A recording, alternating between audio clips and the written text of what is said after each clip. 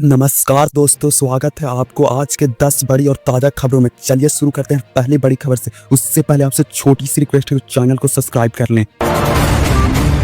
राम मंदिर के 161 फीट ऊंचे स्वर्ण मंडित शिखर पर प्रधानमंत्री नरेंद्र मोदी 25 नवंबर को धर्म ध्वज फहराएंगे। यह धर्म ध्वज केसरिया रंग का होगा। इस पर सूर्यवंशम के प्रतीक सूर्य और अयोध्या के राजध्वज के रूप में कोविरित वृक्ष का चिन्ह अंकित रहेगा। इसमें सामान्य रूप से ओंकार चिन्ह भी रहेगा। श्री राम जन्मभूमि तीर्थ ट्रस्ट के धार्मिक समिति के अध्यक्ष गोविंद गिरी ने कहा कि 5 दिवसीय ध्वजारोहण समारोह में अत्यंत मंगलकारी होगा और मंदिर का पूर्ण होने का प्रतीक होगा।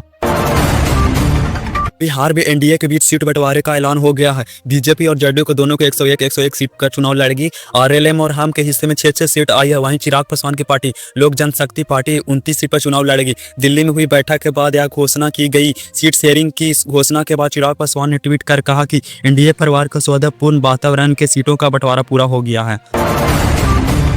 कई दिनों तक चली माथापच्ची और बैठकों के बाद आखिरकार एनडीए में सीट बंटवारा हो गया है। नाराजगी और मनमुटाव के बीच सीट बंटवारा खत्म हो गया। बिहार में बीजेपी 101 सीटों पर चुनाव लड़ेगी और 101 सीटों पर भी जेडीयू भी चुनाव लड़ेगी। चिराग पासवान की एलजेपी को 29 सीट दी गई है। चिराग पासवान की सीट शेयरिंग पर हो रही चर्चाओं के दौरान नाराज बताए गए थे। हालांकि वह संतुष्ट दिखाई दे रहे हैं। बीजेपी नेता विनोद अड़वे और धर्मेंद्र प्रधान ने सोशल मीडिया पर सीट शेयरिंग का ऐलान किया है।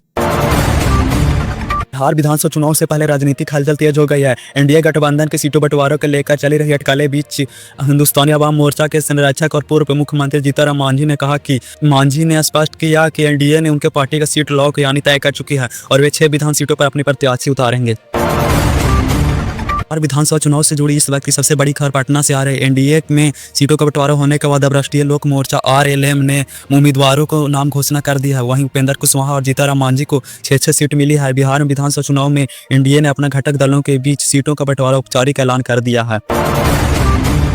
में सीट बंटवारे के बाद पूर्णिया के निर्दलीय सांसद पप्पू यादव ने बड़ा बयान दिया है। उन्होंने ट्वीट कर कहा कि संजय झा ने अपना काम पूरा कर लिया है। नीतीश कुमार जी को सीएम की गादी छोड़ने के लिए मजबूर करने का षड्यंत्र पूरा हो गया है। पप्पू यादव ने आगे कहा कि बीजेपी 101 सीटें पर और बीजेपी की एच टीम मतलब मोदी के हनुमान 29 सीट दी गई है। वहीं पिछलागू 2 टीम आरएलएम और एचएम को 12 सीटों दी गई है। मतलब टीम बीजेपी 142 सीट पर लड़ेगी और जेडीयू 101 पर।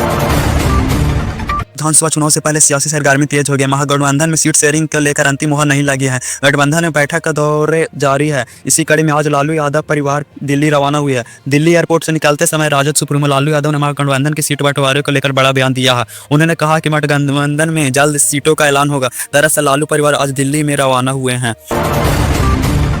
विधानसभा चुनाव 2025 के सबसे दिलचस्प मुकाबले एक और फिर राघोपुर सीट पर नजर आ सकता है। प्रशांत किशोर ने शनिवार को यहां का दौरा किया था। प्रशांत किशोर ने दावा किया है कि अगर उन्होंने चुनाव लड़ा तो इस सीट पर तेजस्वी का हाल राहुल गांधी जैसा होगा। 2019 में राहुल गांधी अमेठी से चुनाव हार गए थे। उनकी पारंपरिक सीट राघोपुर की सीट आरजेडी के लिए अमेठी जैसी मान सकते हैं, क्योंकि यहाँ से पहले 2 बार लालू यादव और फिर 5 बार राबड़ी देवी विधायक बनी थी।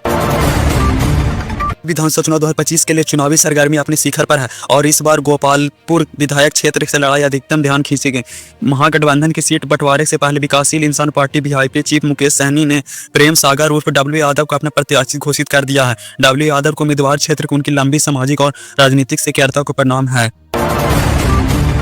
जम्मू कश्मीर के 3 राज्यसभा सीट के लिए होने वाले चुनाव के लिए बीजेपी ने अपने उम्मीदवारों की ऐलान कर दिया है। बीजेपी की तरफ से जारी उम्मीदवारों की लिस्ट में एक मुस्लिम नेता गुलाम मोहम्मद मीर का नाम शामिल है। इसके अलावा बीजेपी के ने राकेश महाजन और सतपाल शर्मा को प्रत्याशी बनाया है। इस लिस्ट में एक मुस्लिम उम्मीदवार गुलाम मोहम्मद मीर का नाम शामिल होना विशेष रूप से चर्चा में है।